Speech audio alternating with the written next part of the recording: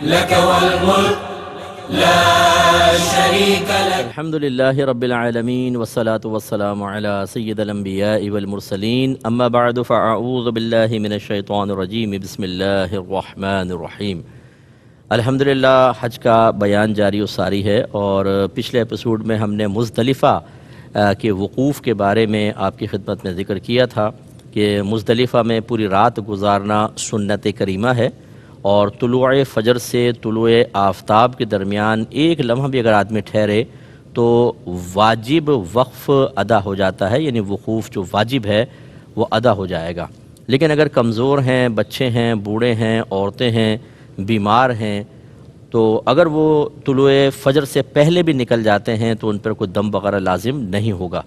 اور اگر کوئی مریض کی تیمارداری پر صحت مند آدمی مقرر ہے، یا جسے ویل چیئر چلانی ہے، اگر وہ ٹھہرے گا تو آگے بہت زیادہ دقت ہوگی، تو اس کے لیے بھی اللہ کی رحمت سے امید ہے کہ گنجائش نکلے گی، اور یہ بھی طلوع فجر سے پہلے نکل سکتا ہے. لیکن ہمارا مشورہ یہ ہے کہ آپ بالکل جو مزدلفہ اور مینا کا کنارہ ہے وہاں پر وہاں پر قیام رکھیں، فوری طور پہ فجر پڑھیں اور فوراً مینا کی طرف روانہ ہو جائیں. اب جو آپ مینا پہنچیں گے یہ 10 ذو الحجہ کا دن ہوگا، اور اس میں 4 ارکان میں ترتیب احناف کے لیے واجب ہے. جو امام اعظم ابو حنیفہ رضی اللہ تعالیٰ عنہ کو فالو کرتے ہیں وہ ترتیب سے 4 افعال کریں گے. پہلا کنکری مارنا، دوسرا قربانی، تیسرا حلق یا قصر کرنا، اور چوتھا طواف الزیارہ ہوگا. امام شافعی کے جو پیروکار ہیں ان کے لیے ترتیب واجب نہیں ہے، لیکن ہمارے لیے ترتیب واجب ہے. یاد رکھیے کہ آج صرف ایک شیطان کو کنکری مارنی ہے، وہ بڑا شیطان کہلاتا ہے. یہ بڑی سی وال ہے، آپ معلوم کریں گے، اور سب وہاں مار رہے ہوں گے، آپ کو پتہ چل جائے گا. اور اس کو کم از کم 7 کنکریاں مارنی ہیں. آپ احتیاطاً زیادہ لیجئے گا کہ بعض اوقات جب آپ مارنے لگتے ہیں تو دوسرے کا ہاتھ لگتا ہے، وہ گر جاتی ہیں، مس ہو جاتی ہیں، پہنچ نہیں پاتی، تو 7 سے زیادہ لیں. سامنے ایک وال ہے اور اس کے آگے پھر ایک چھوٹی باؤنڈری وال بنی ہوئی ہے. جب آپ کنکری مارتے ہیں تو وال پہ جا کے لگے بیسٹ ہے، ورنہ کم از کم وال اور جو باؤنڈری وال ہے اس کے درمیان میں جا کر گرے تو آپ کی وہ کنکری شمار ہوگی، ویلڈ ہوگی، ورنہ گویا کہ ضائع ہو گئی. 7 کنکریاں آپ کو مارنی ہیں. وہاں پہ آپ پہنچ جائیں. اب جیسے آپ مزدلفہ چلے ہیں طلوع فجر کے بعد، ٹھیک ہے، وہاں پہنچ گئے. اگر آپ طلوع آفتاب سے پہلے بھی مار لیں ہے جائز، کیونکہ آج جو کنکری مارنی ہے اس کا وقت ہے طلوع فجر کے بعد سے لے کر دوسرے دن کی طلوع فجر تک، یعنی پورا یہ دن آپ کا اور اگلی رات پوری، اس میں آپ یہ پہلے دن کی کنکری مار سکتے ہیں. لیکن افضل سنت یہ ہے کہ زوال یہ طلوع آفتاب کے بعد ماریں. طلوع آفتاب سے لے کر اور زوال کے وقت کے درمیان مارنا سنت کریمہ ہے. تو گویا کہ اگر آپ فجر کے فوراً بعد پہنچ جاتے ہیں کسی طرح کنکری مار دی تو بہرحال آپ کے کنکری کا واجب ادا ہو جائے گا. لیکن تھوڑا ویٹ کر لیں، جب سورج نکل آئے، طلوع آفتاب ہو جائے، پھر ماریں تو سنت کریمہ کی ادائیگی کا ثواب بھی ملے گا. پھر زوال کے وقت سے مغرب تک کے درمیان مارنا جائز، اور مغرب کے بعد سے لے کر اگلے دن کی طلوع فجر کے درمیان مارنا خلاف سنت اور مکروہ لکھا ہے، لیکن یہ گناہ نہیں ہے. بلکہ اگر آپ یہ سمجھتے ہیں کہ دن میں کنکری ماریں بہت زیادہ رش ہے، ہم رات میں مار لیں گے کیونکہ آپ کے ساتھ بچے ہیں، عورتیں ہیں، بوڑھے ہیں، مریض ہیں، تو بالکل آپ رات میں بھی مار سکتے ہیں. پہلے دور میں غالباً کراہت اس لیے تھی کہ چراغ ہوتے تھے، اندھیرا کیسے ماریں گے، پتہ چلے گا نہیں پتہ چلے گا. اب تو اتنی لائٹنگ ہوتی ہے وہاں پر کہ دن کا سما ہوتا ہے، تو اس لیے آپ اگر رات میں بھی ماریں گے تو بالکل صحیح. بہرحال رات کا انتظار تو کون کرے گا، آپ نے مار لی، کنکری کا واجب ادا ہو گیا. اس کے بعد دوسری چیز ہے قربانی. ذرا توجہ رکھیے گا، میں بات بیان کر چکا ہوں، پھر ایک دفعہ عرض کر دیتا ہوں کہ حج 3 طرح کے ہم نے آپ کو بتائے تھے. ایک قران ہے جس میں عمرے اور حج کا ایک ساتھ احرام پہنتے ہیں. دوسرا تمتع ہے، عمرے کا احرام علیحدہ ہوتا ہے، پھر آپ فارغ ہو کے حلق یا قصر کرواتے ہیں. پھر حج کا احرام 8 ذو الحجہ کو پہنا جاتا ہے.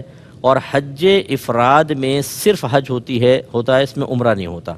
اب یاد رکھیں جو حج قران یا حج تمتع کرنے والے ہیں ان پر اس دن کی قربانی واجب ہے، اور یہ حج کے شکرانے کے طور پر ہے، یہ عید الاضحیٰ والی قربانی نہیں ہے. لہٰذا اگر کوئی غریب بھی ہے، شرعی فقیر بھی ہے، اس پر بھی قربانی واجب ہے، کیونکہ یہ نصاب وغیرہ نہیں دیکھا جاتا، یہ تو حج کے شکرانے کی ہے جو حاجی پر لازم ہوتی ہے. جبکہ مفرد پر قربانی واجب نہیں ہے، وہ کرے گا تو مستحب ہے، نہیں کرے گا تو کوئی گناہگار نہیں ہوگا. اس سے یہ نتیجہ بھی نکل آیا کہ جو ہم نے کہا کہ ترتیب واجب ہے، تو جو حج قران حج تمتع کرنے والے ہیں ان کے لیے ترتیب یہ ہے کہ پہلے رمیے کی کنکری ماری، پھر قربانی، پھر حلق قصر، پھر طواف الزیارہ۔ لیکن حج افراد والے کے لیے قربانی تو ہے ہی نہیں، تو وہ پہلے رمیے کرے، پھر حلق کروائے اور طواف الزیارہ کر لے۔ اگر وہ فرض کر لیں کہ قربانی کرتا ہے حج افراد والا، تب بھی قربانی کے سلسلے میں ترتیب لازم نہیں ہے، یعنی رمیے کی پھر وہ حلق قصر کروا لے پھر قربانی کر لے، کوئی مسئلہ نہیں ہے، پہلے قربانی کر لے، یہ تھوڑا مسئلہ ذہن میں رکھیے گا۔ اب آپ نے کنکری مارنی، یہ قربانی آپ پہ لازم ہے، یہ ذہن میں رکھیں۔ کنکری مارنے کا تھوڑا طریقہ بس دیکھ لیجئے کہ آپ جب وہاں پہنچ جاتے ہیں بڑے شیطان کے سامنے، تو پھر آپ نے میں نے آپ کو پہلے بتایا کہ کھجور کی گٹھلی سے کے برابر یہ تھوڑی سی بڑی بس کنکریوں، بہت بڑے بڑے اینٹ اور پتھر نہیں مارنے ہیں وہاں پر، اور ایسی بعض جوتا اتار کے مارنا شروع کر دیتے ہیں، بوتلیں مارتے ہیں، بتائیے۔ تو یہ بیچاری نادانی کی بات ہے۔ تو ابراہیم علیہ السلام کی سنت ادا کرنی تھی کہ جب آپ نے حضرت اسماعیل علیہ السلام کو ذبح کرنے کا ارادہ فرمایا منی میں، تو شیطان نے آ کر مداخلت بیجا کی کوشش کی، تو آپ نے کنکری اٹھا کے اس کو ماری تھی۔ وہ سنت ہم پوری کر رہے ہیں۔ اب کوئی حقیقی شیطان کوئی موجود ہے نہ، وہ دیوار کوئی شیطان ہے، وہ لوگ اس کو اس طرح کرتے ہیں۔ بہرحال تو تقریباً 7 یا 8 فٹ کے فاصلے پہ کھڑے ہو جائیں، اور سیدھے ہاتھ سے کنکری مارنا سنت کریمہ ہے، اور یہ شہادت کی انگلی اور انگوٹھے سے ہمیں پتھر کو پکڑنا ہے۔ یہ پکڑنے کے بعد تھوڑا سا اونچا ہاتھ اٹھائیں اس طرح، اور ہر کنکری کو مارتے ہوئے بسم اللہ اللہ اکبر کہیں۔ اس طرح کھڑے ہوں کہ منی آپ کے اس طرف آئے تو کعبۃ اللہ خود بخود آپ کے لیفٹ سائڈ ہو جائے گا، اور اس طرح 7 کنکری ماریں گے، بسم اللہ اللہ اکبر، پھر دوسری، پھر اس طرح 7 کنکری ماریں، اور پھر آپ پیچھے ہٹ جائیں۔ یہ یاد رکھیے کہ آپ تلبیہ پڑھ رہے تھے، ہم نے آپ کو بتایا تھا کہ حالت احرام میں تلبیہ سب سے افضل ذکر ہے، لبیک اللہم لبیک، لیکن جیسے آپ پہلی کنکری مارتے ہیں تو تلبیہ موقوف ہو جائے گا۔ دوسری بات یہ ہے کہ آپ جب کنکری مار چکے ہیں تو پھر وہاں پہ خواہ نہ ٹھہریں کہ بیٹھ کے آپ نظارہ کر رہے ہیں، آپ پیچھے آ جائیں۔ اور تیسری چیز یہ ہے کہ خواتین اپنی رمی خود کریں گی۔ عورت ہونا اس رش کی وجہ سے رمی کو معاف نہیں کر دے گا یا معاف نہیں کروا دے گا۔ بعض خواتین کہتی ہیں ہم نے اپنے شوہر کو کہہ دیا وہ کر دیں گی۔ یاد رکھیں آپ پہ دم واجب ہو جائے گا، بکرا یا دمبا ذبح کرنا واجب ہے۔ یہ صرف اس کے لیے رعایت ہو سکتی ہے جو بہت ہی بیمار ہے، وہاں نہیں جا سکتا، یا ویل چیئر کے اوپر ہے اور رش اتنا زیادہ ہے کہ ویل چیئر قریب جا ہی نہیں سکتی ہے، اس کا کوئی پھر محرم وکیل بن جائے، یا کوئی بھی شخص محرم ضروری نہیں ہے، وکیل بن جائے اور وہ جا کے ان کی طرف سے کنکری مارے۔ ایسے چھوٹے نابالغ بچے کہ ان کا وہاں رش میں پس جانے کا امکان ہے، ان کی طرف سے بڑے کنکری مار سکتے ہیں۔ لیکن یہ جو ہم نے آج معاملہ بنا لیا کہ عورتیں کہتی ہیں ہم نہیں جا رہے، تم مار لو، بڑا رش ہے، اور جا کے شوہر صاحب نے کنکری ماری، یاد رکھے دم لازم ہو جائے گا۔ ہاں اگر یہ کسی کو مسئلہ پتہ چل گیا اور اس نے پھر شوہر کے مارنے کے بعد خود مار لی تو وہ دم ساقط ہو جائے گا، لیکن بالکل نہیں ماری تو دم لازم ہے۔ اب اسلام کی حقانیت کا ایک جیتا جاگتا ثبوت آپ وہاں پر دیکھیں گے۔ جب کنکری ماری جاتی ہے تو ایک آدمی پہلے دن تقریباً 7 کنکری تو مارے گا، لازم سی بات ہے۔ اور اگر فرض کر لیں کہ 25 لاکھ حاجی ہے تو 25 کو 7 سے ملٹیپلائی کریں آپ، 25 لاکھ کو 7 سے، کروڑوں میں بن گئی۔ پھر اگلے دن 7 7 7 21 ماریں گے 25 لاکھ حاجی، پھر تیسرے دن اتنی ماریں گے۔ آپ ان کنکریوں کا حساب کریں کتنی ہونی چاہیے۔ لیکن صحابہ کرام نے نبی کریم صلی اللہ علیہ وسلم سے پوچھا، یا رسول اللہ جو ہم کنکری مارتے ہیں تو وہ کہاں چلی جاتی ہے، وہ نظر ہی نہیں آتی۔ نبی کریم صلی اللہ علیہ وسلم نے ارشاد فرمایا کہ جو کنکری اللہ کی بارگاہ میں مقبول ہوتی ہے وہ اٹھا لی جاتی ہے، اگر نہ اٹھائی جائے تو تم کنکریوں کا پہاڑ دیکھو گے۔ تو آپ اگر دیکھنا چاہیں اسلام کی حقانیت کو ثبوت دیکھنا چاہیں تو دیکھیے، فقیر نے بڑا مشاہدہ کیا ہے، میں جا کے بعض اوقات وال کے قریب ہو کے میں نے دیکھا ہے، کنکریاں اس طرح گر رہی ہوتی ہیں جیسے بارش کے قطرے گر رہے ہوتے ہیں، لیکن بہت ہی تھوڑی کنکری وہاں پڑی ہوتی ہیں۔ یہ وہ کنکریاں ہوتی ہیں جو غیر مقبول ہیں، باقی سب کنکریاں غائب ہو جاتی ہیں، گریں گی غائب۔ یہ بڑا کمال ہے۔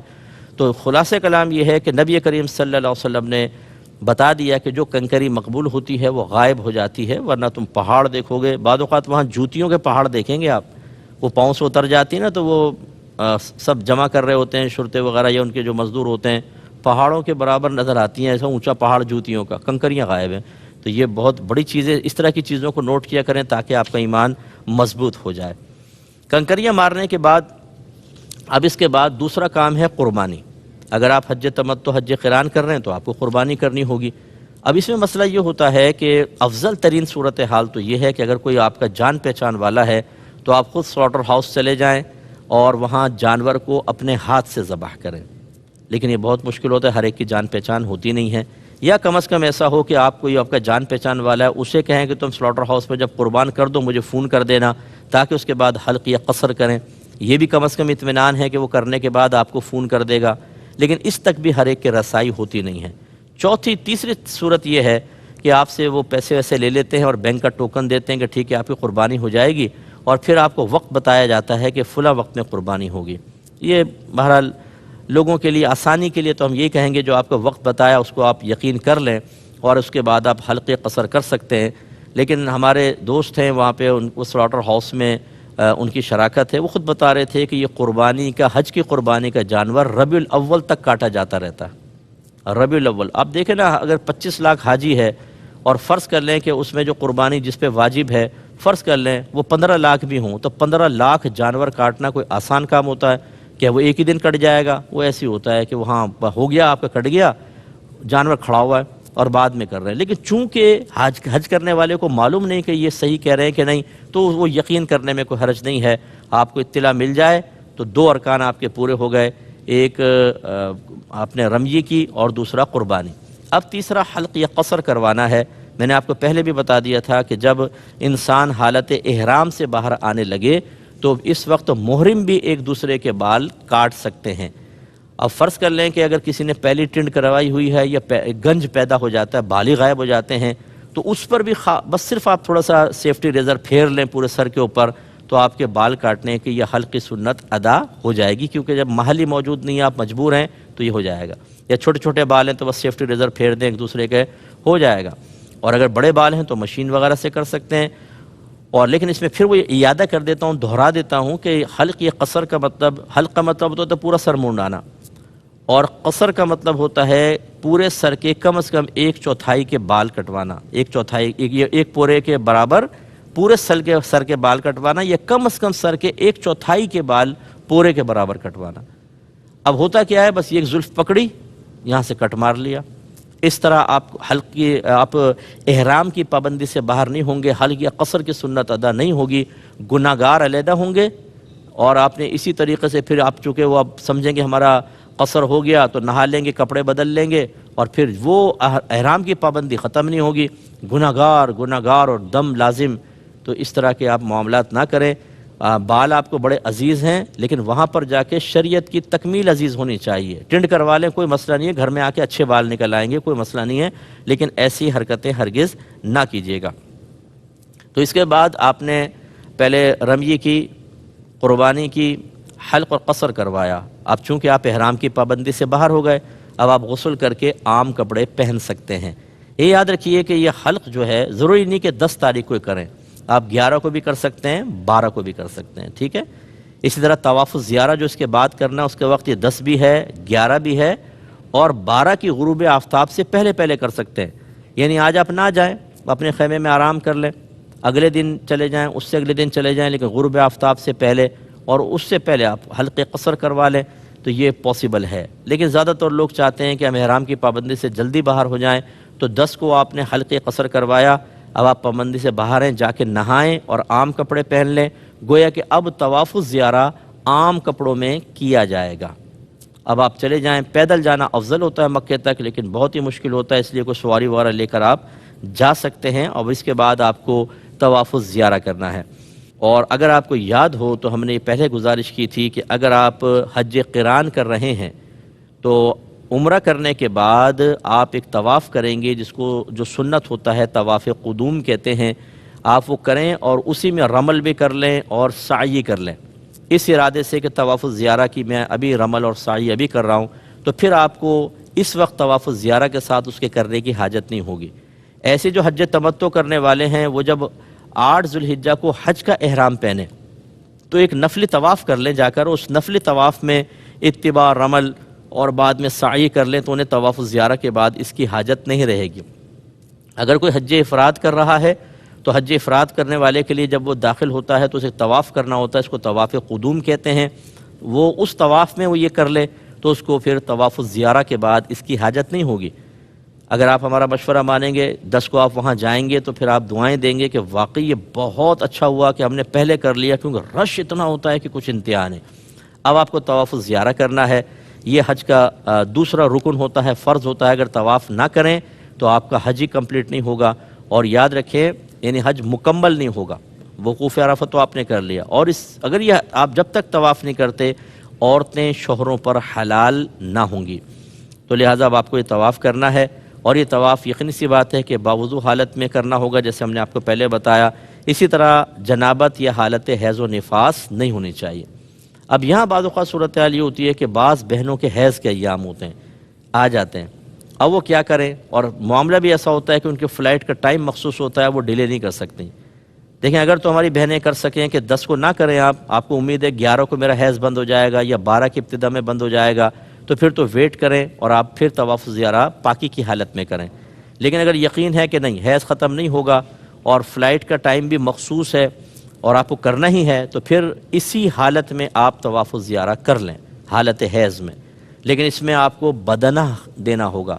بدنہ کہتے ہیں اونٹ یا گائے، اور یہ حدود حرم میں ذبح کرنی ہوگی، آپ کو گھر آ کے ذبح نہیں کر سکتے۔ یاد رکھیں جہاں پر بھی دم لازم ہوتا ہے یا بدنہ لازم ہوتا ہے، یعنی اونٹ یا گائے ذبح کرنی ہو، تو حدود حرم میں ذبح کرنی ہوگی، تو یہ کفارہ ہو جائے گا۔